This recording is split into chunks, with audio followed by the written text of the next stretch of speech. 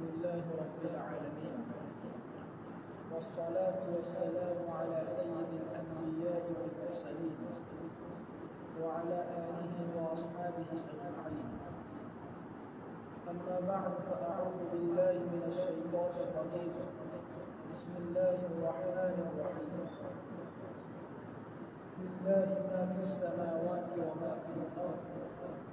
وإن تبدوا ما في أنفسكم أو تخفوه يحاسبكم به الله فيغفر لمن يشاء ويعذب من يشاء والله على كل شيء قدير. صدق الله مولانا العظيم وصدق رسوله النبي الأمي الكريم ونحن على ذلك من الشاهدين والشاكرين والحمد لله رب العالمين. بزرگان محترم اور برادران اسلام، حدیث کی ایک کتاب ہے ریاض الصالحین، امام نووی رحمۃ اللہ علیہ. امام نووی رحمۃ اللہ علیہ نے اس کتاب میں زندگی کے شعبے کے متعلق جتنی احادیث ہے اس کو جمع کر دیا. تو اس کتاب میں انہوں نے ایک باب اور ایک چیپٹر قائم کیا ہے اور اس کا عنوان اور اس کا ہیڈنگ یہ ہے کہ باب الانقیاد لحکم اللہ عز وجل، اللہ تبارک و تعالی کے حکم کے سامنے اپنے سر کو جھکا دے. یعنی اس باب میں یہ بیان کیا جائے گا، یہ بیان کرتے کہ جب اللہ رب العزت کی طرف سے کوئی حکم آ جائے، کوئی حکم دیا جائے تو بندے کا کام یہ ہے کہ اس حکم کے آگے سر خم تسلیم کر لے، اس حکم کے سامنے اپنے سر کو جھکا دے، اس حکم کو مان لے اور تسلیم کر لے بغیر چون چرا کے اس میں کوئی مصلحت کوئی حکمت ہے اس کے پیچھے نہ پڑے، اس کے در پہ نہ رہے، بلکہ اللہ رب العزت نے جو حکم دیا ہے اس کو مان لے. ہاں اگر کوئی حکم دیا لیکن اس میں کوئی اعتراض آیا، کوئی اشکال پیش آیا، کوئی شبہ ہوا اور اس کے نتیجے میں کسی جاننے والے سے اور کسی عالم سے پوچھ لیا تو اس میں کوئی مضائقہ نہیں، لیکن پہلا کام یہ ہے کہ تم اس حکم کو مان لو اور اس حکم کو تسلیم کر لو. اس باب کے تحت امام نووی رحمۃ اللہ علیہ صرف ایک لمبی حدیث کو بیان کیا ہے. ویسے تو اس حکم کی تائید میں پورا قرآن کریم اور احادیث بھری پڑی ہے کہ جب اللہ تبارک و تعالیٰ کا حکم آ جائے تو اس کو مان لینا ہے اور اس کو تسلیم کر لینا ہے اور اس پر عمل کرنا ہے. لیکن امام نووی رحمۃ اللہ علیہ نے صرف ایک طویل حدیث بیان کی اور ہم صرف اس کے ترجمے پر اتفاق کریں گے کہ حضرت ابو ہریرہ رضی اللہ تعالیٰ عنہ اس کے راوی ہیں. حضرت ابو ہریرہ رضی اللہ تعالیٰ عنہ فرماتے ہیں کہ جب نبی کریم صلی اللہ علیہ وسلم پر یہ آیت کریمہ نازل ہوئی، للہ ما فی السماوات وما فی الارض وَإِن تُبْدُوا مَا فِي أَنفُسِكُمْ أَوْ تُخْفُوهُ يُحَاسِبْكُم بِهِ اللَّهُ. اس آیت کریمہ میں اللہ تبارک و تعالیٰ نے یہ ارشاد فرمایا کہ جو کچھ باتیں تمہارے دلوں سے جو کچھ باتیں تمہارے دلوں میں آتی ہیں اس کو تم زبان پر ظاہر کرو گے، یا جو باتیں تمہارے دلوں میں چھپی ہوئی ہیں اس کو تم ظاہر نہیں کرو گے، دونوں کا حساب لیا جائے گا اور دونوں کا اللہ رب العزت اس پر سزا اور جزا بھی دے گا. جب یہ آیت کریمہ نازل ہوئی تو آپ صلی اللہ علیہ وسلم نے یہ صحابہ کہ جن کو ہر وقت آخرت میں اللہ رب العزت کے سامنے جواب دینے کی فکر لگی رہتی تھی اور آخرت کے بارے میں سوچتے رہتے تھے اور حساب کے بارے میں ان کو ہمیشہ فکر لگی رہتی تھی، تو ان کو یہ حکم بڑا سخت معلوم ہوا کہ جو باتیں ہمارے دل میں ہیں وہ ہماری زبان پر آئے یا نہ آئے ہمارے دل میں چھپے رہے پھر بھی اس کے اوپر ہم کو سزا ملے گی اور اس پر سزا مرتب ہوگی اور اس کے بارے میں گرفت ہوگی، اس کے بارے میں مواخذہ ہوگا، یہ تو معاملہ بڑا سنگین اور بڑا سخت ہے۔ چنانچہ صحابہ کرام رضوان اللہ علیہم اجمعین نبی کریم صلی اللہ علیہ وسلم کی خدمت میں آئے اور گھٹنوں کے بل دو زانو بیٹھ گئے تواضع اور انکساری کے ساتھ اور عرض کیا کہ یا رسول اللہ صلی اللہ علیہ وسلم، اللہ رب العزت نے ہم کو بہت سے احکامات دیے ہیں، مثلا روزے کا حکم دیا ہے، نماز کا حکم دیا ہے، جہاد کا حکم دیا ہے، صدقے کا حکم دیا ہے، لیکن یہ سارے عمل تو ایسے ہیں جو ہمارے اختیار میں ہم اس پر عمل کر سکتے ہیں، ہمارے اندر اس پر عمل کرنے کی طاقت ہے، ہمارے بس میں ہے، ہم اس کو انجام دے سکتے ہیں، لیکن اللہ رب العزت نے قرآن کریم میں یہ ایسی آیت کریمہ نازل فرمائی ہے کہ جو باتیں تمہارے دلوں میں ہوگی، جو باتیں تمہارے دل چھپائے ہوئے ہیں، جو خیانت اور وساوس تمہارے دلوں میں ہے، اس پر بھی مواخذہ ہوگا اور اس پر بھی جزا اور سزا مرتب ہوگی۔ یہ حکم ہمارے اوپر بڑا بھاری گزرا، اس لیے کہ یہ ہمارے اختیار میں نہیں ہے، ہمارے بس میں نہیں ہے، ہماری طاقت میں نہیں ہے، ہمارے کنٹرول میں نہیں ہے کہ ہم اس کو قابو کر سکیں اور اس پر عمل کر سکیں۔ تو بظاہر یہ ہماری طاقت کے باہر معلوم ہو رہا ہے۔ جب نبی کریم صلی اللہ علیہ وسلم سے یہ انہوں نے عرض کیا تو نبی کریم صلی اللہ علیہ وسلم نے فرمایا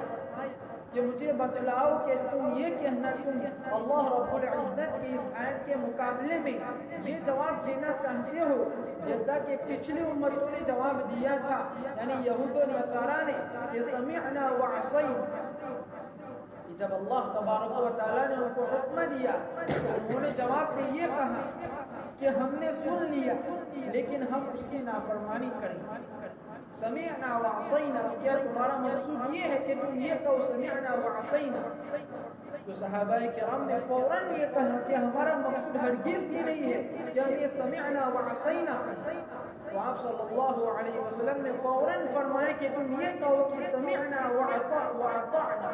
کہ ہم نے سن لیا اور ہم نے مان لیا، اس کے بعد تم اس شبے کو ذکر کرو جو تمہیں پیش آیا ہے۔ لیکن سب سے پہلے جب اللہ رب العزت نے تمہیں جس بات کا حکم دیا ہے اس کو مان لو، اس کے سامنے سر جھکا دو اور اس کو تسلیم کر لو، چاہے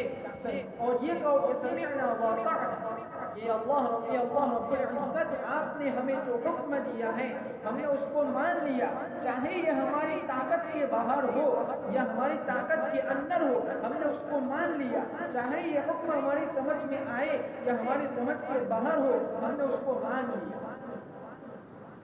نبی کریم صلی اللہ علیہ وسلم نے اس کے بعد صحابہ سے فرمایا کہ یہ کہنے کے بعد اب تمہیں جو شبہ اور جو اشکال پیش آیا کہ ہمارے دلوں میں جو وساوس آتے ہیں، جو خیالات آتے ہیں، اس کا کیا بنے گا؟ اگر اس پر بھی مواخذہ ہوگا تو اس کا کیا بنے گا؟ تو اللہ کے رسول صلی اللہ علیہ وسلم نے فرمایا کہ تم اس کے بعد یہ کہو کہ سمعنا واطعنا غفرانک ربنا والیک المصیر،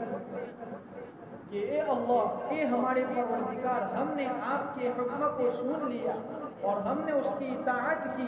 اور ہم نے اس کے سامنے ہمارے سر کو جھکا دیا، لیکن ہمارا نفس جو ہے وہ ہم کو خطرے میں ڈال سکتا ہے،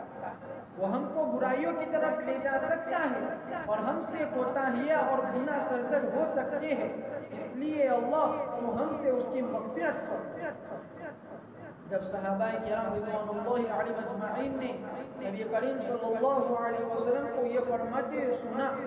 تو جتنے صحابہ اس مجلس میں حاضر تھے سب کے زبان پر یہ کلمات، یہ الفاظ جاری ہو گئے اور اس کلمات کو بار بار دہرانے لگے کہ سمعنا واطعنا غفرانک ربنا والیک المصیر۔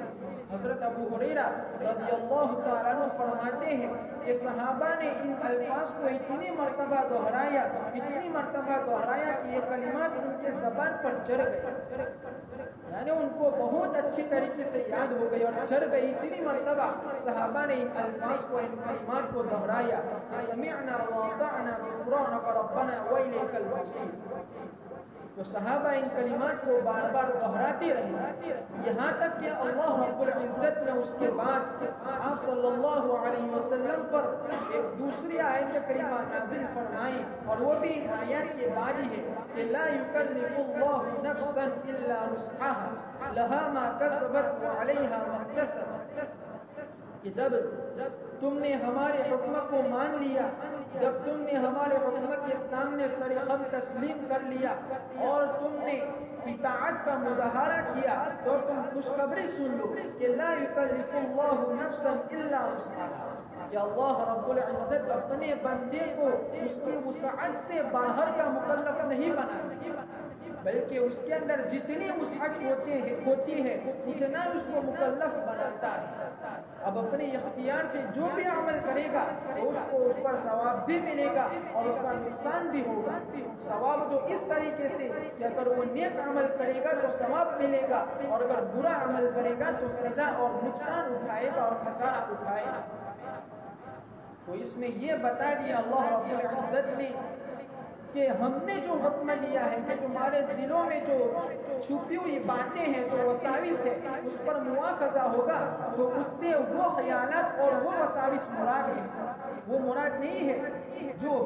بے اختیار اور انسان کے سوچے بغیر دل میں آ جاتے ہیں اور دل میں خیالات آ جاتے ہیں، بے اختیار آ جاتے ہیں. انسان جان بوجھ کر نہیں لاتا ہے، اس کے بارے میں نہیں ہے، بلکہ یہ آیت کریمہ ان وساوس اور خیالات کے بارے میں ہے جو انسان قصداً جان بوجھ کر اپنے دل میں لاتا ہے.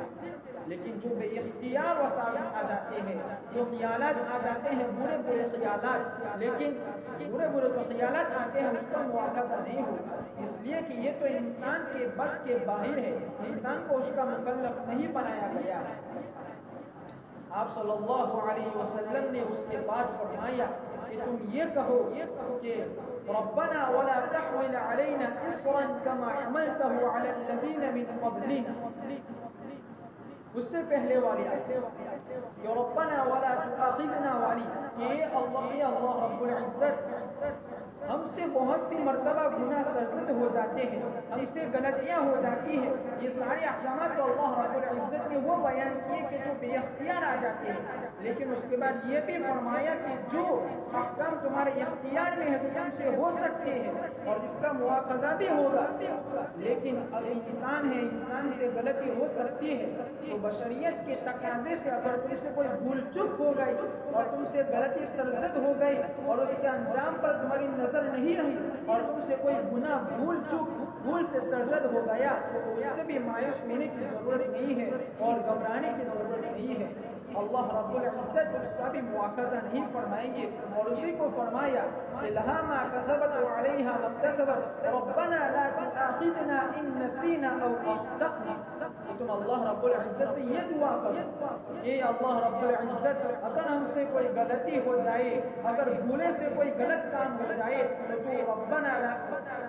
لہا ما کسبت وعلیہا ما اکتسبت ربنا لا تؤاخذنا، کہ اس کا ہم سے مواخذہ نہ ہو. جب یہ آیت کریمہ نازل ہو رہی تھی تو اس کے بعد رسول اللہ صلی اللہ علیہ وسلم نے صحابہ کو خوشخبری سنائی کہ جب بندہ صدق دل سے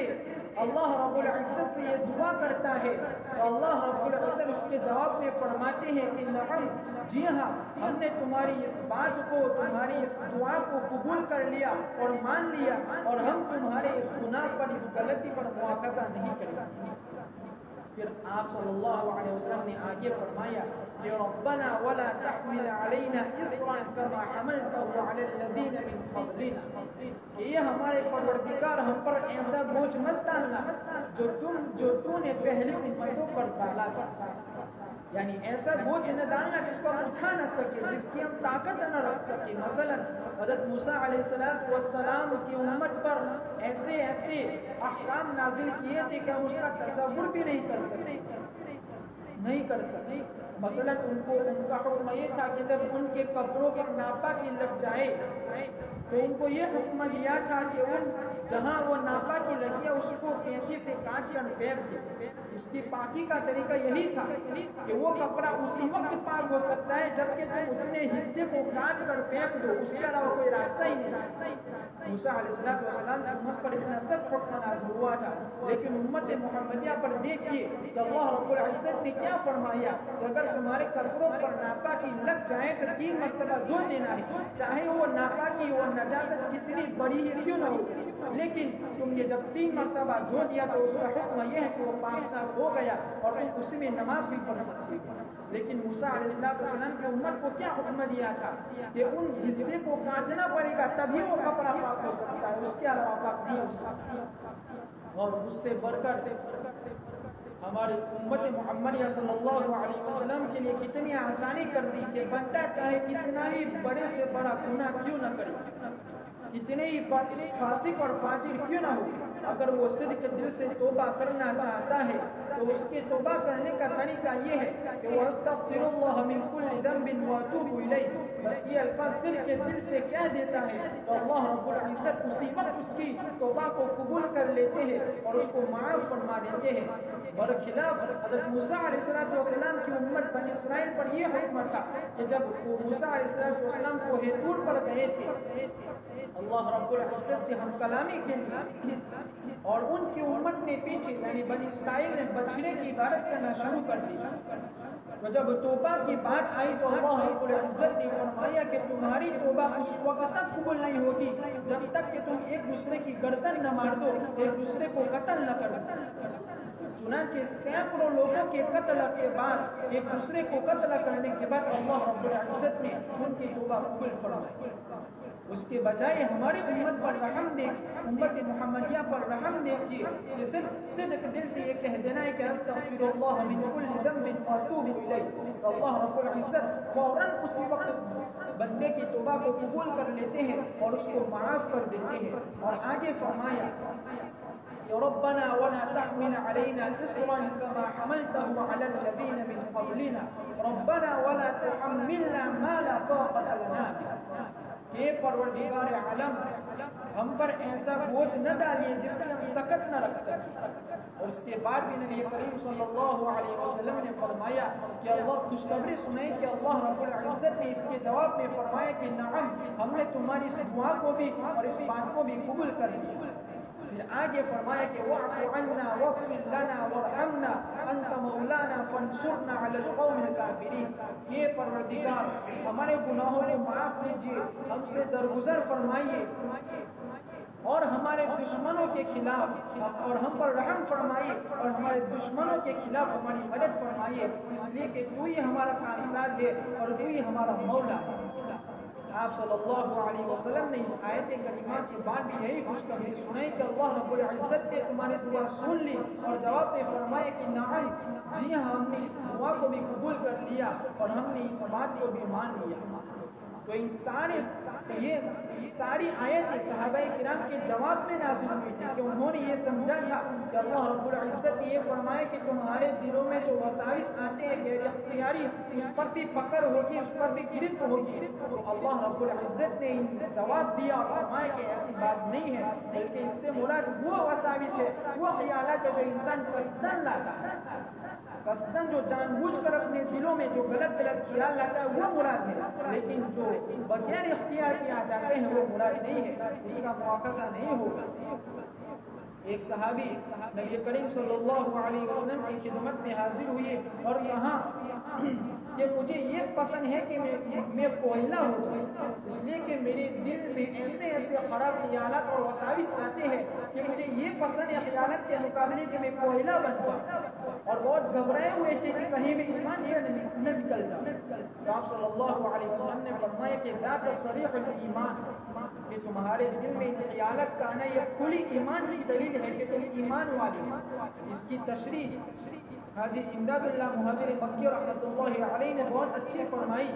کہ چور وہیں جاتا ہے جہاں مال ہوتا ہے، چور اس گھر میں کبھی نہیں جائے گا جہاں مال نہیں ہوتا ہے۔ اسی طریقے سے شیطان اسی دل میں وسوسہ ڈالے گا جس دل میں ایمان ہوتا ہے،